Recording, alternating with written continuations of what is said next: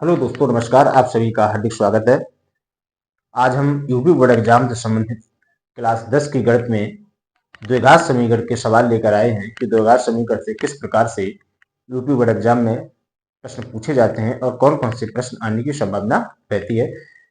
तो सबसे पहले हम ये सीखेंगे आखिर द्विघात समीकरण कहते किसे हैं। तो ऐसा समीकरण जिसमें चर की अधिकतम घात 2 होती है उसको द्विघात समीकरण कहते हैं। जो चर की घात होनी चाहिए वो 2 होनी चाहिए। यहाँ पर हमारे पास 3 समीकरण दिए गए हैं और प्रत्येक समीकरण में चर की जो अधिकतम घात है वो कितनी है, वो 2 है। ये तो बात होगी द्विघात समीकरण की। अब बात आती है कि द्विघात समीकरण को हल करने की। तो द्विघात समीकरण को हल करने की 3 विधियां होती हैं। पहली विधि जो है उसको गुणनखंड विधि से हल करते हैं, और यदि गुणनखंड उस समीकरण में नहीं हो रहे हैं तब हम श्रीधराचार का प्रयोग करते हैं। जो श्रीधराचार का सूत्र होता है वो होता है एक्स बराबर माइनस के b plus minus root b square minus के 4ac अपॉन 2a। तो जो यहाँ एबीसी है, जो सी अचर पद है, जो बी है वो एक्स का गुणांक है और ए है वो एक्स स्क्वायर का गुणांक है। और तीसरी जो विधि होती है उस समीकरण को हम पूर्ण वर्ग बनाकर भी हल कर सकते हैं। तो यहाँ पर हमारे पास 3 समीकरण दिए गए हैं और ये तीनों जो समीकरण दिए गए हैं इसमें हम गुणनखंड विधि का ही प्रयोग करेंगे, क्योंकि गुणनखंड विधि से तीनों समीकरण हल हो जाएंगे। तो पहला समीकरण हमारा क्या दिया गया है देखते हैं। एक्स स्क्वायर माइनस के 3x माइनस के 10 बराबर 0। अब यहाँ पर एक्स स्क्वायर का गुणांक उगाने तो 10 एकम 10। जब हम 10 का फैक्टर किया तो हो जाएगा 5 गुणे 2, 5 दूनी 10। और 5 से जब हम 2 घटाएंगे तो हमें कितना मिल जाएगा, 3। 5 से 2 घटाएंगे, 5 से 2 जब घटाएंगे तो हमें कितना मिलेगा, 3 मिलेगा, और हमें 3 की ही जरूरत है। तो एक्स स्क्वायर माइनस के, अब यहाँ देखिए हमें माइनस का 3x लाना है, तो माइनस के जब 5x से हम प्लस का 2x घटाएंगे तब हमें मिलेगा माइनस का 3x।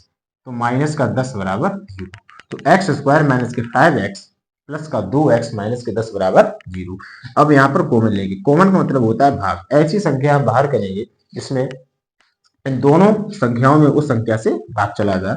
यहाँ पर दोनों में x कॉमन है, x को बाहर लिया, यहाँ बचा x, यहाँ कितना बचेगा माइनस का 5। इतने ही यहाँ पर बचना चाहिए। अब दोनों में देखिए क्या है, दोनों में 2 से भाग चला जाएगा, 2 को बाहर ले लिया, 2 कॉमन हो गया, x और 2 पंचे 10। अब दोनों में कितना कॉमन है, x माइनस के 5, और यहाँ कितना बचा इंटू एक्स प्लस 2 बराबर 0। अब हम दोनों गुणनखंड को 0 के बराबर दिखाएंगे। तो x माइनस के 5 बराबर 0, तो यहाँ हो जाएगा x बराबर 5। अब हम इसको 0 के बराबर दिखाएंगे तो x प्लस 2 बराबर 0, तो x बराबर हो जाएगा माइनस के 2। तो इस प्रकार से हमने पहले समीकरण के हल प्राप्त कर लिए, 5 तथा माइनस 2। अब हम आगे समीकरण देखते हैं, दूसरा समीकरण कि इसको हम कैसे हल करेंगे। दूसरा समीकरण देखते हैं, 2x स्क्वायर प्लस का x माइनस के 6 बराबर 0। अब हम इसके गुणनखंड करेंगे, 6 दूनी 12।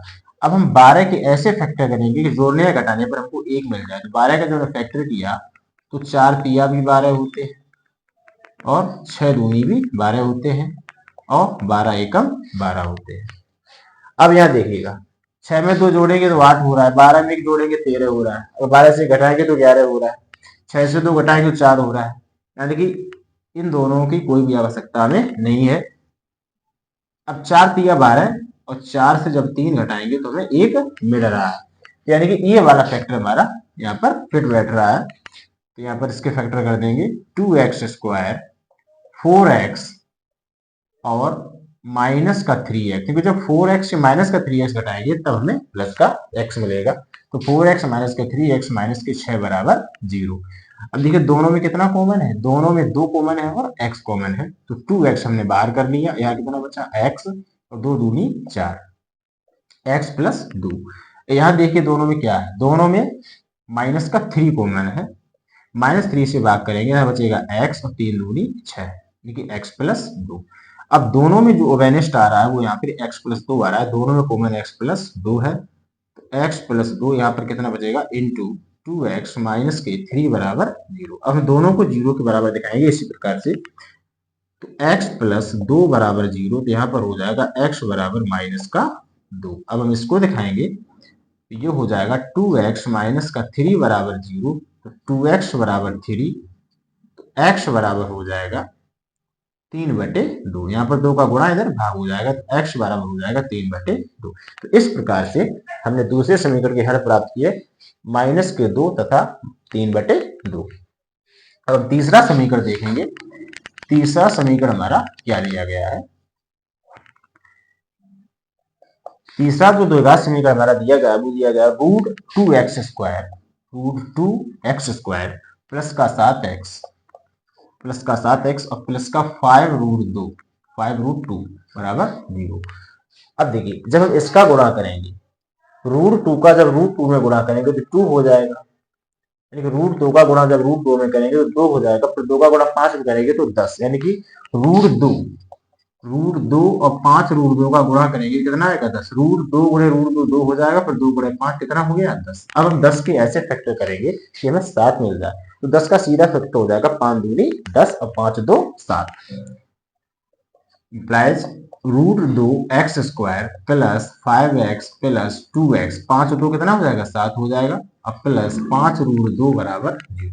अब देखिएगा दोनों में कितना कॉमन है, दोनों में जो कॉमन आ रहा है वो यहाँ पर आ रहा है x, तो यहाँ कितना बचेगा? √2x और प्लस का 5।